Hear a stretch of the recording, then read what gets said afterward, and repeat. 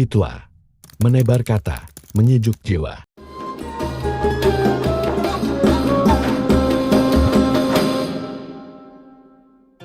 Bismillahirrahmanirrahim. Assalamualaikum warahmatullahi wabarakatuh.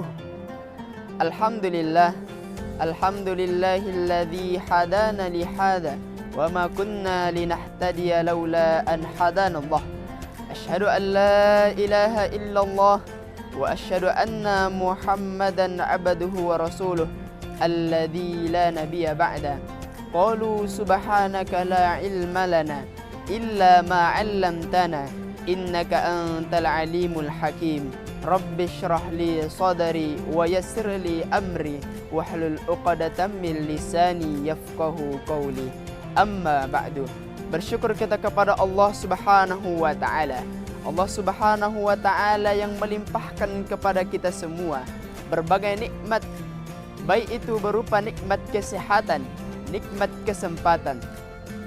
Begitu besar nikmat yang Allah berikan kepada kita, maka kita sebagai seorang hamba sudah sepantasnya kita bersyukur kepada Allah Subhanahu wa taala dengan lafaz kita bersama alhamdulillahi rabbil alamin. Kemudian bersalawat kita kepada sang baginda Nabiuna Nabi Muhammad sallallahu alaihi wasallam. Beliau yang telah rela mengorbankan segalanya, mengorbankan harta, jiwa, bahkan nyawanya hanya untuk menegakkan kalimat la ilaha illallah Muhammadur Rasulullah sallallahu alaihi wasallam. Maka kita sebagai umatnya sudah sepatutnya kita mengirimkan sepotong doa yang insyaallah ringan dalam ucapan, berat dalam timbangan. Biqaulina Allahumma salli ala sayyidina Muhammad wa ala ali sayyidina Muhammad. Hadirin dimanapun engkau berada.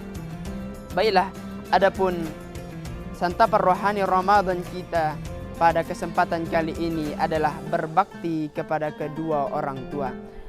Hadirin permisa dimanapun engkau berada, orang tua merupakan orang yang paling berjasa di dalam hidup manusia. Karena mereka lah kita bisa hidup di atas muka bumi ini. Begitu besar pengorbanan orang tua terhadap anaknya. Semuanya ia korbankan demi anak tercinta. Apalagi seorang ibu yang telah rela mengandung 9 bulan lamanya, bertaruhkan nyawa ketika melahirkannya. Maka Nabi bersabda, ketika ada seorang ibu yang wafat, yang meninggal ketika melahirkan sang anak, maka dia termasuk orang-orang yang mati syahid. Ketika setelah melahirkan, ibu kembali merawat, menyusui sang buah hati tercinta. Ia rela di pertengahan malam tidurnya terganggu hanya untuk menjaga anaknya. Maka begitu besar pengorbanan kedua orang tua terhadap anaknya. Dan juga ayah yang rela banting tulang, peras keringat demi menafkahi sang anak dan sang istri tercinta. Maka kita sebagai seorang anak sudah sepatutnya kita untuk berbakti kepada kedua orang tua kita. Sebagaimana Allah Subhanahu wa taala berfirman di dalam Al-Quran surah Al-Isra ayat 23. A'udzu billahi minasyaitonir rajim. Bismillahirrahmanirrahim. Wa qadha rabbuka alla ta'budu illa iyyah.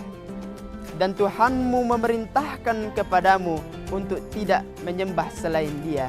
Wa bil walidaini ihsana, dan kepada kedua orang tua berbuat baiklah. Amma yabalughanna indakal kibaru ahaduhuma aw kilahuma, sampai mereka berusia tua di dalam pemeliharaanmu.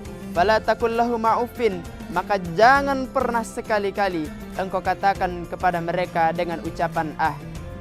Wala tanharhuma, dan jangan pernah membentak keduanya. Wa qul lahuma qaulan karima, dan berkatalah kepada keduanya dengan ucapan yang baik. Hadirin pemirsa dimanapun engkau berada, maka daripada itu kita sebagai seorang anak sudah sepatutnya kita berbakti kepada kedua orang tua kita. Karena apapun yang kita hadiahkan, apapun yang kita korbankan kepada kedua orang tua kita, tidak akan pernah bisa menebus segala pengorbanan mereka kepada kita. Hatta engkau menggendong mereka sampai ke tanah suci sekalipun, engkau tidak akan bisa membalas semua jasa-jasa mereka.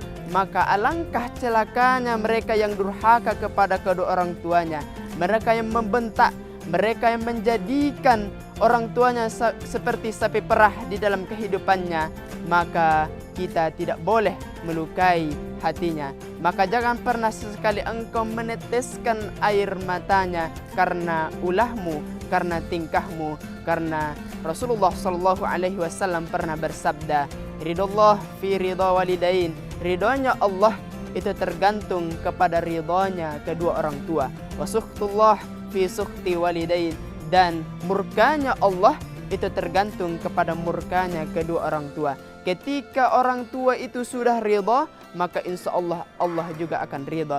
Dan ketika orang tua itu murka, maka pada hakikatnya Allah juga ikut murka terhadap kita. Hadirin pemirsa dimanapun engkau berada, ada suatu kisah di zaman ulama terbesar di masanya, yakni Imam Hasan Al-Basri.